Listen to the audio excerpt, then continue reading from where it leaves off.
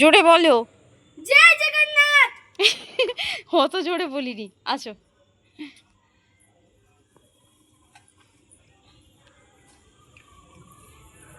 বাবা রথ আঁকছি। ফুল দিয়ে রথ আঁকাবে, কত সময় লাগাবে? আর এখানে রথ এসে রেডি হয়ে আছে, ও রথ টানবে।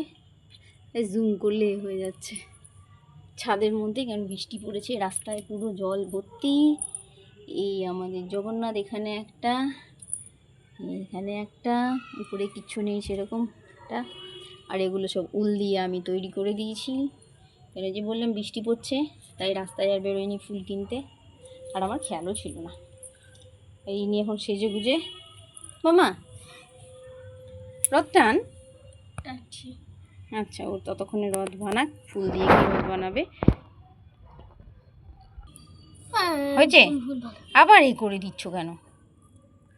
নিচে এই দুটো কি চাকা?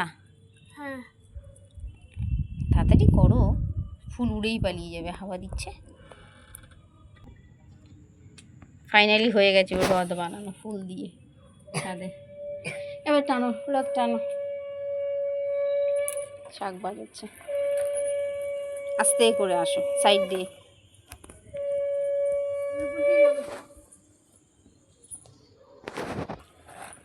আসো, ওদিকে যেও না বাবা, জল আছে, এদিকে আসো। এবছর আমি রথ সাজাচ্ছি, তাও আবার আমার এবছর সব দোকানে যেতে পারিনি।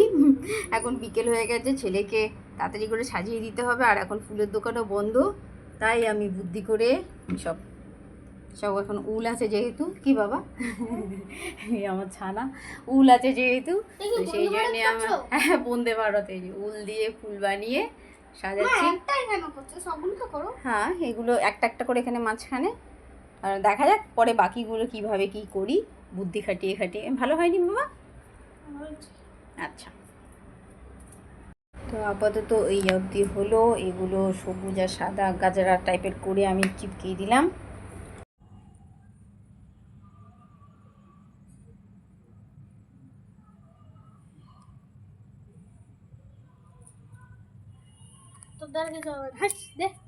এইটা এবার আমি সুন্দর, ফাইনালি বিরাজের রথ রেডি।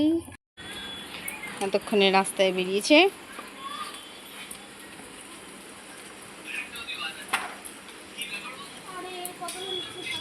হ্যাঁ, ওর সত্যিই ইচ্ছে নেই, চ তাহলে, ওর ইচ্ছে নেই যখন। কে গন্ধ পাচ্ছেন?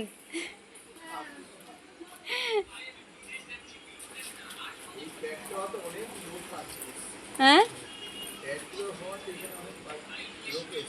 হ্যাঁ, ঠিক আছে, আসো। আচ্ছা ঠিক আছে, চলো ঘরে চলো।